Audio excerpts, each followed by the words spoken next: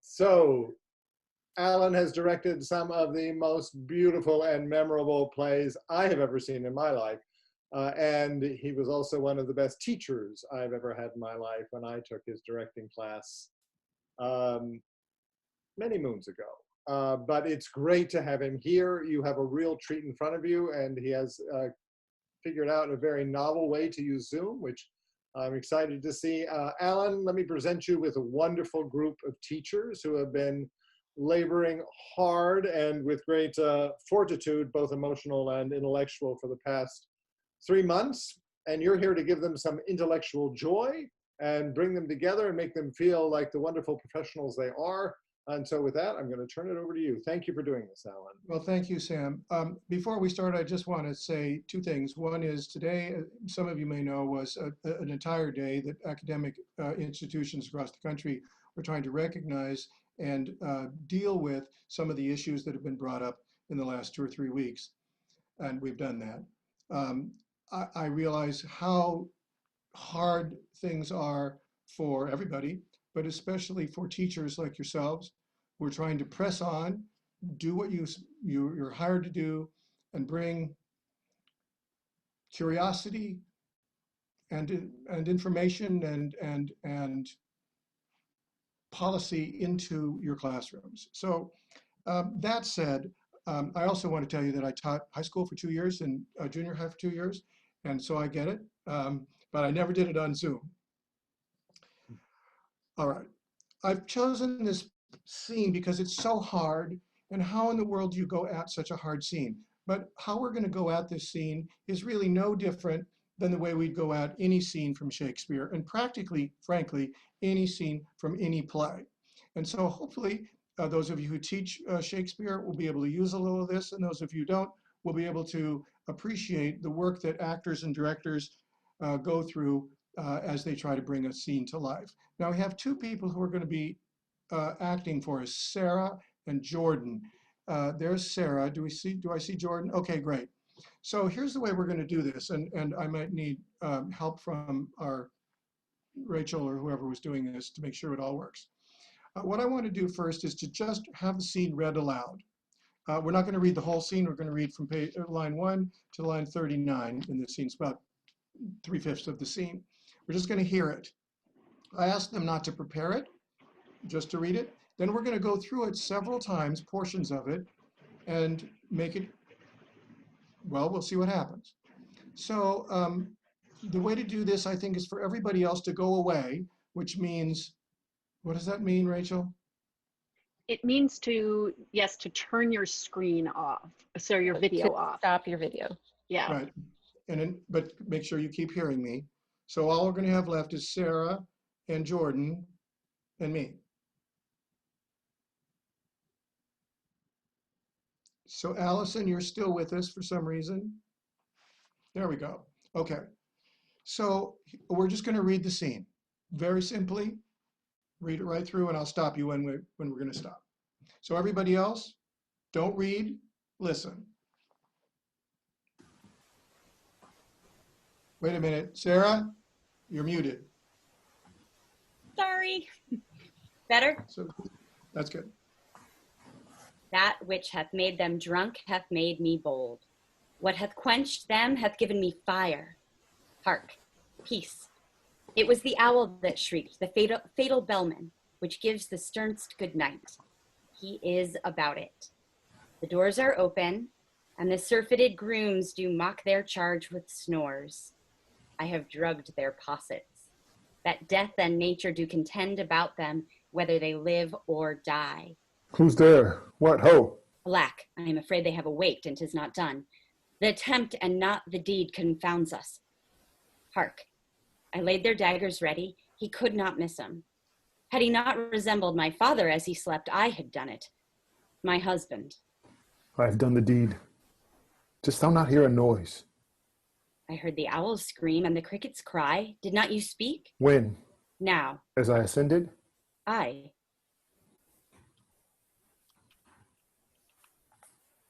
Somebody says, hark, Macbeth? Hark, who lies in the second chamber? Donalbain. This is a sorry sight. A foolish thought to say a sorry sight. There's one did laugh and sleep, and one cried murder.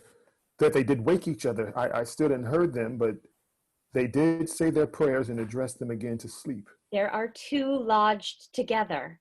And one cried, God bless us, and amen, the other. As they had seen me with these hangmen's hands, listening their fear, I could not say amen when they did say God bless us. Consider it not so deeply. But wherefore could I not pronounce amen? I had most need of blessing, and amen stuck in my throat. These deeds must not be thought after these ways, so it will make us mad. Methought I heard a voice cry, sleep no more. Macbeth does murder sleep. The innocent sleep. Sleep that knits up the unraveled sleeve of care, the death of each day's life, sore labor's bath, balm of hurt minds, great nature's second course, chief nourisher in life's feast. What do you mean? We'll stop right there. Okay, so everybody can come back. We're going to come back and forth all the time, so come quickly. So first of all, just think of all the things that an actor has to do in this scene. One of them's just killed the king. What's that like? What's it like to kill anybody? But what's it like to kill the king? What's it like to be scared to death? You're about to blame everybody else. I don't want to say too much more. So how do you possibly go at that? And I will tell you, Sam saw this production, I think, of Macbeth a long time ago that I did. It was very difficult to know how to go at this scene with these two really good actors. So here's what we did. First, we're going to make sure we know what we're talking about. So this is next. So I think we'll leave everybody up for right now, but Jordan and Sarah, I need you in the same screen. Are you in the same screen? Maybe not. Is there a way to do that? That will be different for everyone. Yeah, right. Okay, that's all right. We'll just leave it the way it is. Okay, so we're going to start again and we're going to stop and go. And I'm going to ask people questions, not just the actors. So just jump in if you have anything to say. And we'll go through this scene again. All right, so Lady M, start up again. That which hath made them drunk hath made me bold. Stop. What does that mean? Sarah, why don't you tell me what that means? The same thing that has incapacitated the grooms has made me strong. And what is that? The drink. And what is that? Alcohol? Yes. So you think wine, or what do you think you've given him? I think it's stronger than wine. Okay. Sort of a moonshine. And have you drunk it too? Maybe a little. No, a lot, or at least some, because it's made you bold, right? That which has made them drunk, that made you bold. So how much do you think you drank? Now let me stop before she answers the question. We don't know this, do we? Shakespeare doesn't tell us this. But if you don't know it as an actor, if you haven't made a decision about it, then the line means nothing at all. So make a decision. Do you think you've drunk a lot or a little or medium? 2 shots. 2 shots, enough to feel it. Yep. And it's making you feel bold. What does that mean? Strong, fabulous. You feel it in your body? I do. All right. Onward. Say that again and let's go forward. That which hath made them drunk hath made me bold. What hath quenched them hath given me fire. What does that mean? Fire. Somebody else. What do you think that means? I think it means that it's ignited Lady Macbeth to action. Yeah, so is that a physical feeling or what? I think so. I think there's maybe an adrenaline rush. Yeah, that's good. Okay, so now the actor knows exactly what it's given me fire. So the deal here all along is not to say the words in a meaningful way, but to say them because they're coming out of your personal experience. Now, we don't have to make it happen right now, but eventually, if we were to do this, you would be there. Onward, just keep going, Sarah. Hark, peace. So why does she say hark? Anybody? What does hark mean? I hear something. Somebody? she's jumping at every sound. I think she's, you know, there's So a she nerve. hears, she And I hears, think that's why she's drinking. You know, she's looking for like that shot of liquid courage because she is so jumpy.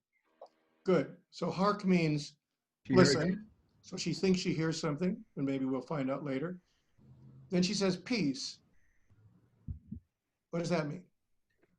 Like, Be quiet so I can hear what that is. Good. I think that's right. It's an order to herself. Okay, then keep going, Sarah. It was the owl that shrieked, the fatal bellman, which gives the sternst good night. What is fatal bellman? Because the owl is a notorious night predator. So also, maybe the last sound that the people who were just killed, that was the last nighttime noise that they would have heard before they were murdered. Very good. And it actually rings rings a bell with what happened in Elizabethan London. Is often there was the last bell before the execution the next morning when people were in the tower, and they would ring a bell. And that would be the last bell before that. Okay, onward. He is about it. The doors are open, and the Hold on. The doors are open. Now, Shakespeare doesn't tell us what that means. What do you think that means? Somebody else. What doors? Doors to Duncan's room. So, what does that mean? Why does she say the doors are open? I don't have an answer to this question, by the way. Because she sorry. prepared it. She's going through all the things she did for Macbeth. Oh, I like that. That's good. Now, we could talk about any one of these for a long time, but we can't, so we want to keep going. Let's use that. The doors are open. She opened them. Good. Keep going, Sarah. And the surfeited grooms do mock their charge with snores. Just to make sure what that means. Sarah, what does that mean?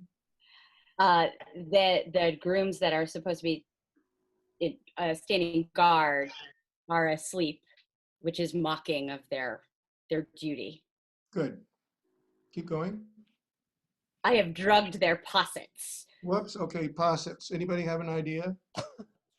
This is when you look up, right? Who knew? I don't know. And I looked it up. Maybe like a wine skin. Yeah. It's well, here it is. It seems to be hot milk poured on ale or sack to sweeten it.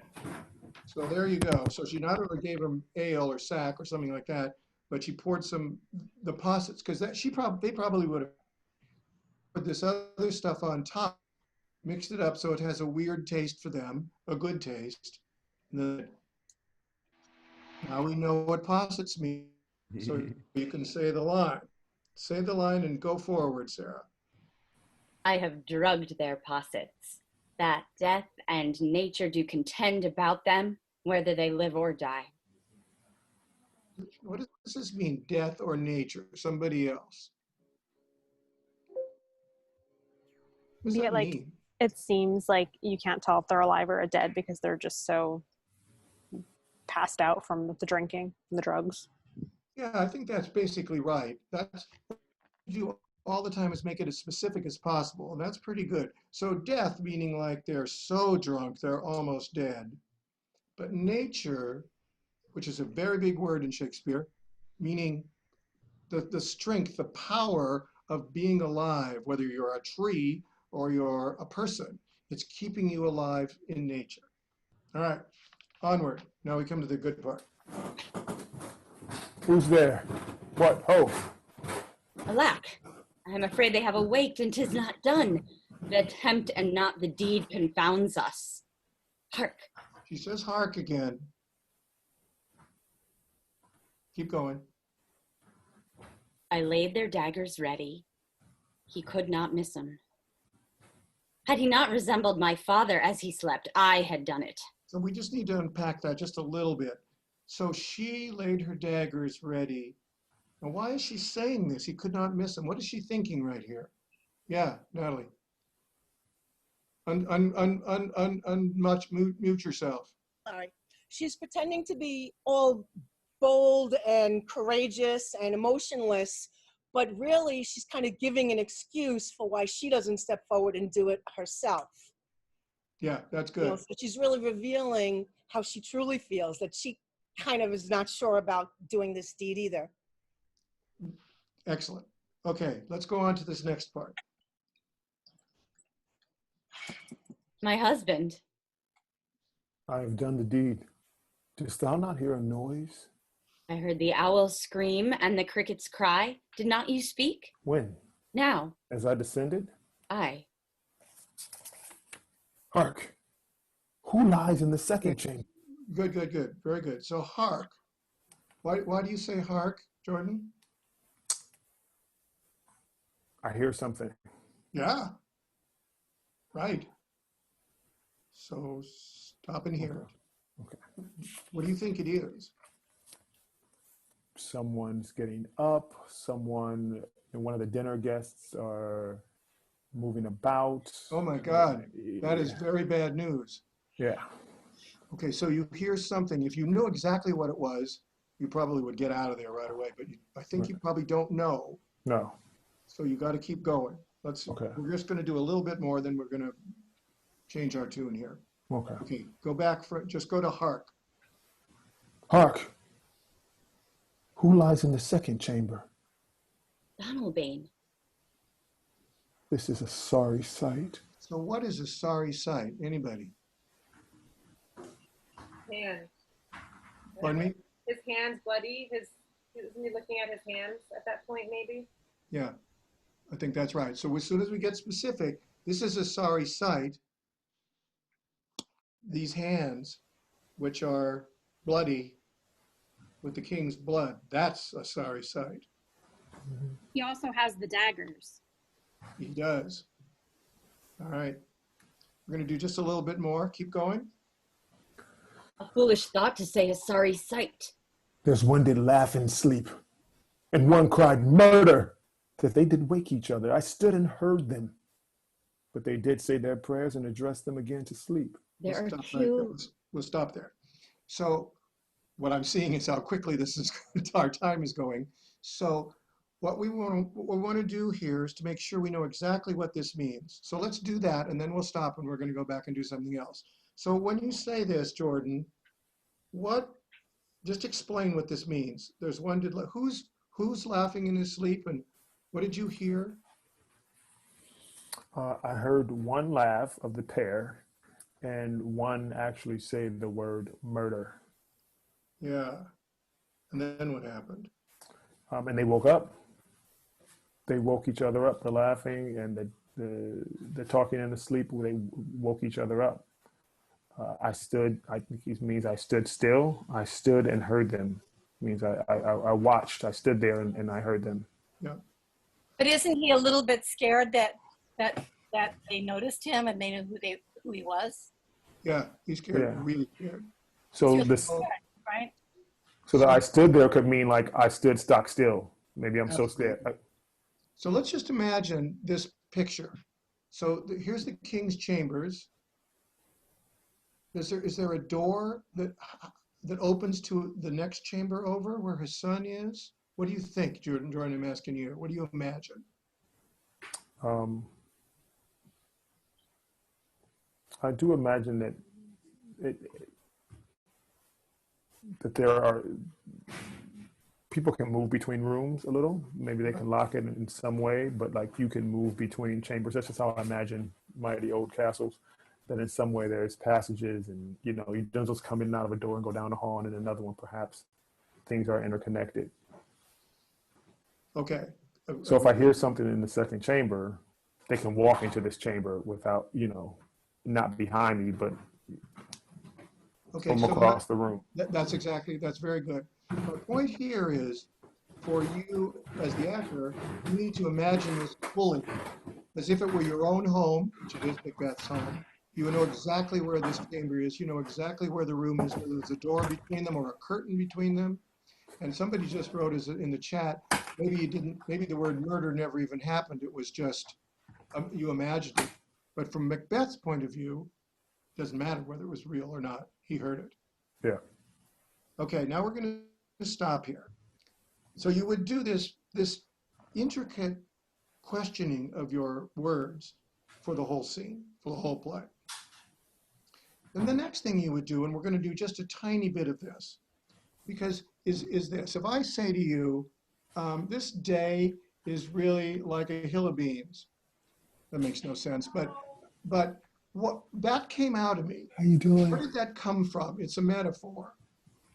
So when you are dealing with images in Shakespeare, who's the best anywhere, you need to take the images not as images, but as an expression and an effort to communicate something. And so we're going to do this with just a little bit. We're going to skip ahead, Jordan, to your lines here. Methought I heard a voice, sleep no more, line probably 34 in your script. We're going to do that. You read it fine the first time. Now we're going to just stop a minute and think about these as images that are attempting to communicate. So I'm going to stop you, but you start with methought I heard a voice cry. You're Jordan, unmute. Methought I heard a voice cry, sleep no more. Macbeth does murder sleep, the innocent sleep. Okay, stop. Sleep.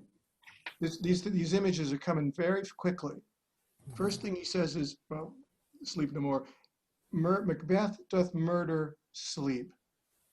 Now everybody, take a second and in your imagination, make that an image. How you, if you this was you, how would you murder sleep? It might be with a knife, it might be with a poison, it might be, I'm not going to say any more. Just take a second and think that. Imagine it. Then the next thing Macbeth says is the innocent sleep. Okay, now get an image for innocent sleep. Don't let it be vague. It doesn't matter what it is as long as it's specific.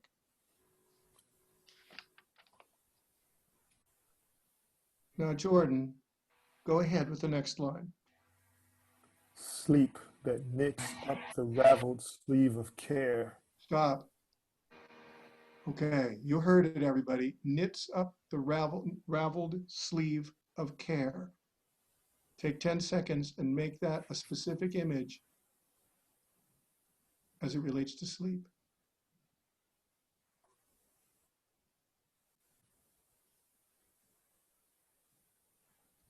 Go to the next line. The death of each day's life. Stop. Sore labor's bath. Stop. Whoa. The death of each day's life. The death of each day's life. Stop a second. Everybody, make that image specific.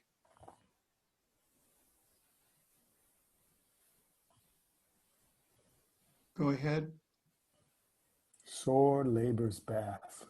Make that specific.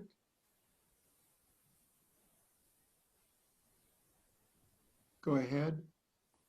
Balm of hurt minds. Stop. Make that specific.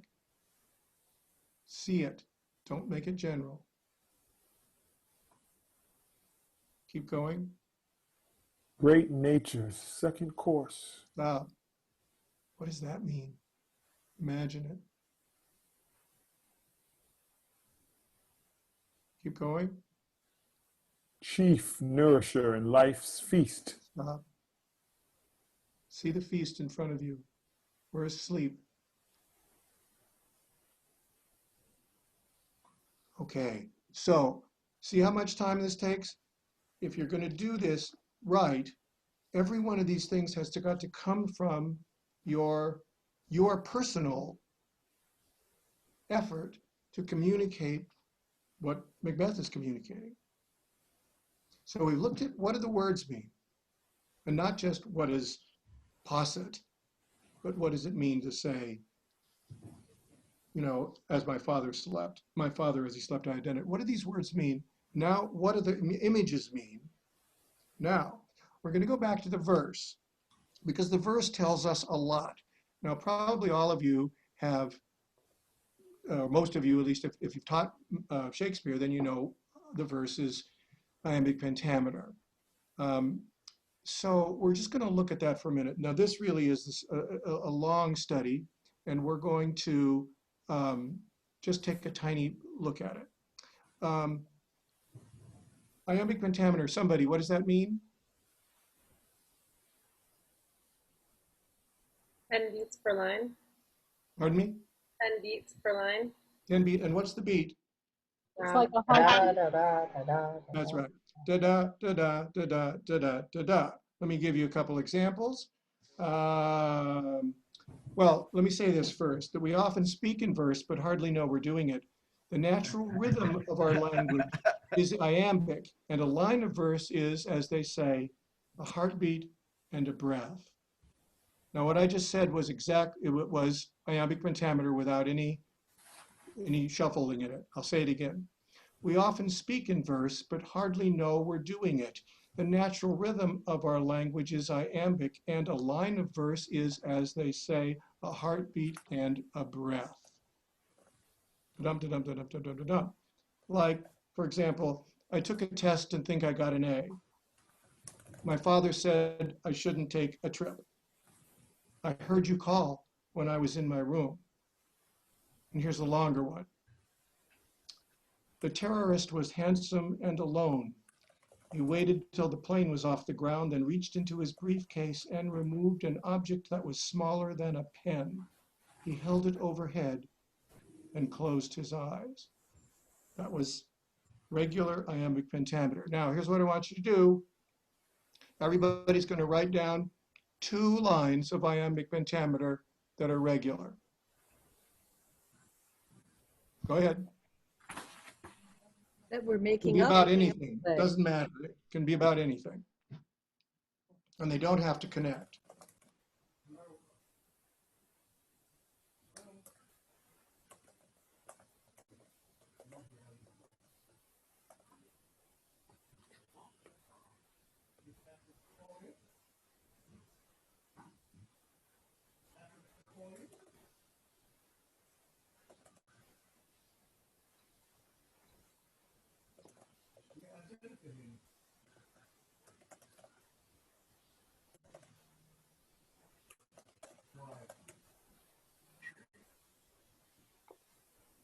Okay, that's it.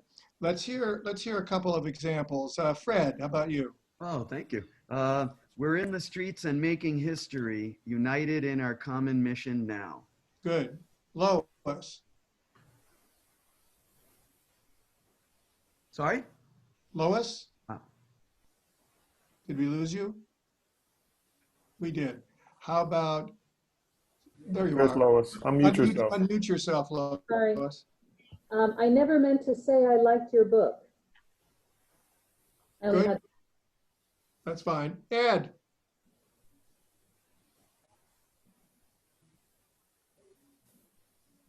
You got to unmute yourself, Ed. The jackhammering outside drives me crazy. Okay, that's not regular, but it's pretty close. Because if it was to be regular, what would it be? The jackhammering outside drives me crazy. So it's close, but it's not quite right. The reason for asking you to write those 2 lines is to give you an appreciation for 37 plays worth of iambic pentameter. And it's also to bring your attention to what we're going to look at now. This scene is written in that, but it's full of not regular lines. Why? Well, the why is because it's a not regular moment for these 2 people. But the regularity of the lines helps you know why things are the way they are when they're not regular. So I'm going to give you a little example of very regular lines from Macbeth or from this scene a little later on. You don't need to look for it. This is Lady Macbeth talking to Macbeth. Who was it that thus cried? Why, worthy Thane, you do unbend your noble strength to think so brain sickly of things. Go get some water and wash this filthy witness from your hand. Why did you bring these daggers from this place? They must lie there. Go carry them and smear the sleepy grooms with blood. Pretty regular with one exception. Brain sickly. So what Shakespeare's doing when he does that, when he breaks the rhythm, is he tells you, pay attention to that word. Pay attention to this thought. So listen to how it goes. Who was it that thus cried? Why, worthy Thane, you do unbend your noble strength to think so brain sickly of things. Brain sickly. So it it's poetry, right? It draws our attention, and the speaker is doing it on purpose. Now, with that little introduction said, we're going to go back to the scene and look at the rhythm starting on line about just before Macbeth enters, line 13. And we'll see where it's regular and see where it's not. Okay, ready, Jordan? We're going to take it from Lady Macbeth's line, my husband. My husband. I have done the deed. Dost thou not hear a noise? I heard the owls scream and the crickets cry. Did not you speak? When? Now. As I ascended? I. Hark! Who lies in the second chamber? Donalbain. Okay, so let's just look at this for a minute. So the lines are more or less regular. I've done the deed, dost thou not hear a noise? I heard the owl scream and the crickets cry. That's a little less regular, but good enough for now.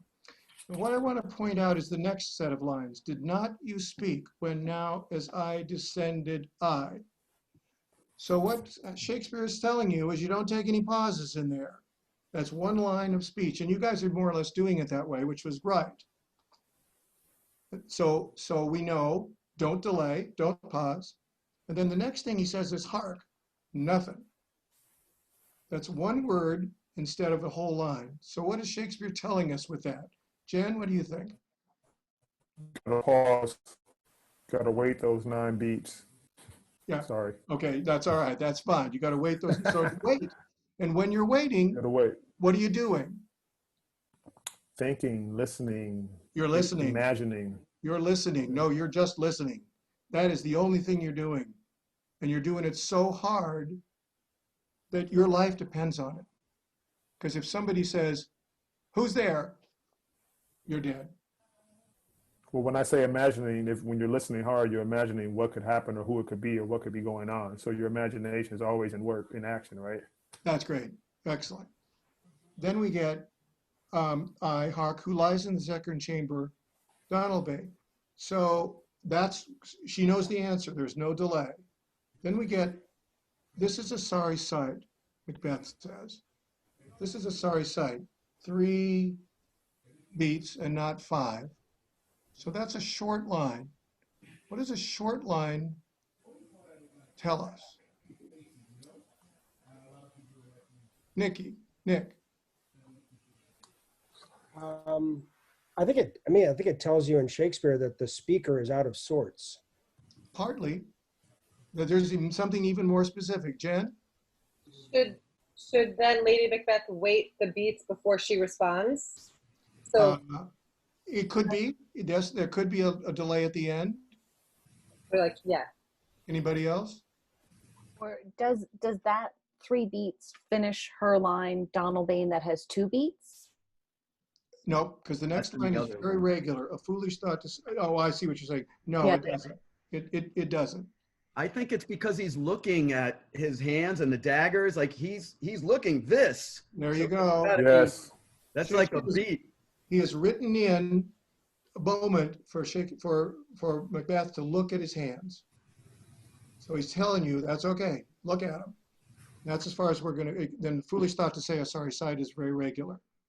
Okay, so we're going to read it again with that in mind. You're going to move through it, and then you're going to take the big long pause after hark. You're going to take a short pause before this is a sorry sight. Okay, here we go. From my husband. My husband. I have done the deed. Dost thou not hear a noise? I heard the owls scream and the crickets cry. Did not you speak? When? Now. As I ascended? I. Hark! Who lies in the second chamber? Donalbain. Oh, this is a sorry sight. A foolish thought to say a sorry sight. Okay, first of all, everybody, I want you to see what's starting to happen. Just the language starts to make making the specific stuff that we did before, starts to make it happen. It's like you don't have to think about killing a king. You just do the language as it's written. Now we're going to do 2 quick things before we end here, and then I want to give you a couple minutes if you want to ask questions. What do we know about the specific circumstances? Well, they're standing somewhere in the middle of the castle. So you'd better be quiet. So we're going to do the scene again. I want everybody to go away now except Sarah and Jordan.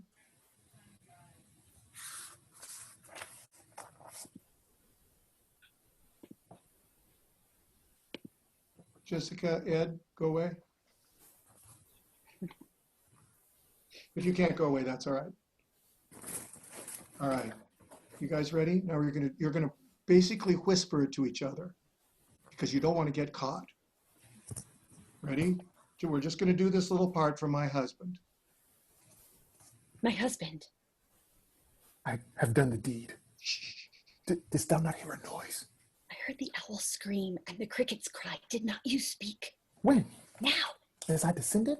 Aye. Hark! Who lies in the second chamber? Donalbain.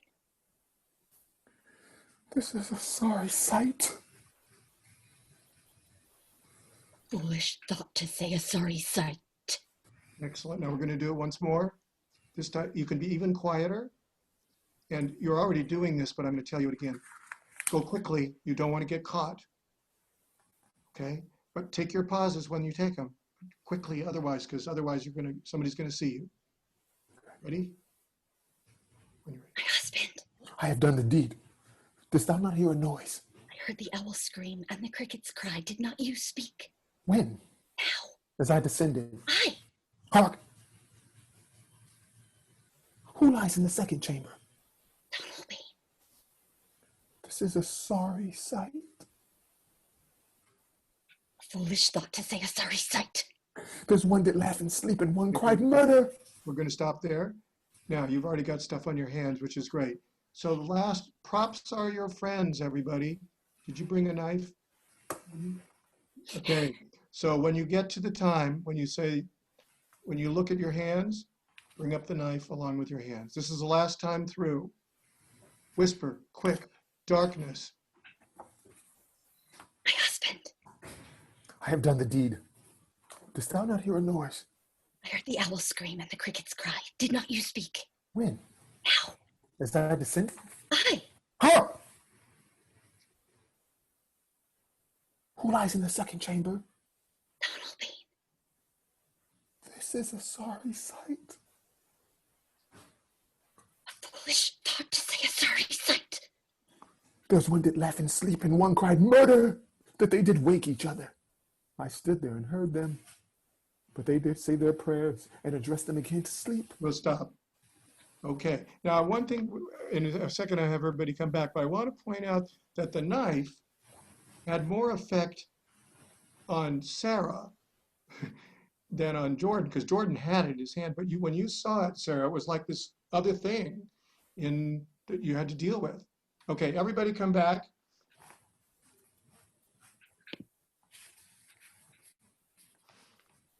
All right, well, I hope that process is what you'll take away from this little session. And I wanted to say two things about it. One is the process of knowing what it is you're saying, why you're saying it, specifically what you're saying. And then saying it is the whole business in every play. And frankly, it's the same business in writing. Don't try to just be specific all the time. This is what I mean to say. I'm saying it right now. It can be an image and it can be simple. I'm going to stop there and see if there are questions from anybody. I'm curious as to what Jordan put on his hands, on his fingers. What did you put, Jordan? Ketchup. Yeah, that's fine. When I do this, Organic ketchup. When I do this in class, this process, at the very end, I will have stage blood. Nobody knows it's coming. And I'll just pour it onto a knife, and I'll give a knife, and the blood is dripping onto paper that I put on the ground, on the floor. And it's just creepy. It's so creepy. You turn off the lights, and the scene happens because you've made it happen one tiny step at a time. Denny, you have a question. Jump in. More so a comment. First, Professor MacVey, thank you. This was fantastic. And then thank you to Sarah and Jordan too. This was great. A real treat. While this is kind of a logistical thing that I think could help all the teachers in the room in terms of putting on a production for a class. When y'all were doing the exercise, I did a few things to kind of make it come alive a little bit. One thing was I switched from gallery view to speaker view. So it only let the speakers show up predominantly on the screen. And then I turned off my video, and then I activated the hide non-video participants on Zoom. So the only two people, really three, when Professor, you were saying, you know, okay, let's do it again, etc. The only two people I saw were Sarah and Jordan. So if you're trying to do it in your own classroom, that's something I'd recommend. It requires a lot of scaffolding and making sure that the students are adjusted. But while this was going on, I was just playing around with my settings on Zoom, and it really came alive for me in that way. The other thing that could also make it come alive is using backgrounds, using the virtual backgrounds on Zoom to add a picture, or if your computer has the processing power, adding a video to make it come alive. That just jumped out at me in this whole presentation, and I think that information could be invaluable for the teachers here and hopefully the teachers watching on the live stream. Thanks, Denny. Excellent. I think we have time for one more short question before we send you back in small groups, if someone has one.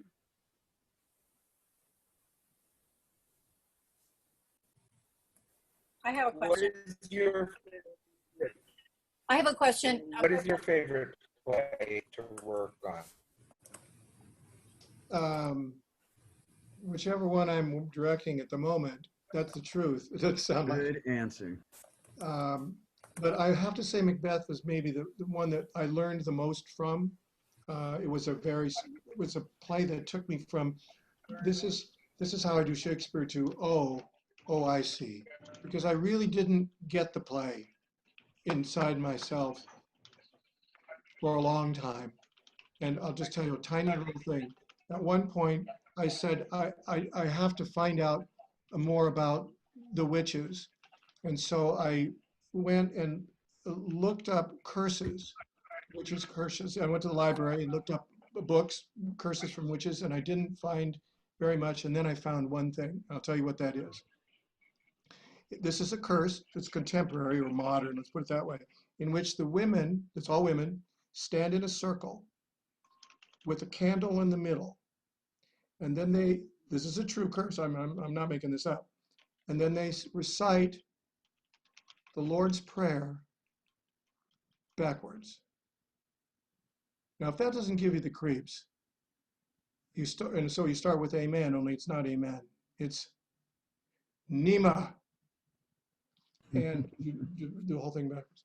And when I got that, it gave, I was raised Catholic, it gave me so much creeps that I finally understood the world of the play that we were in, and I understood the need to get there.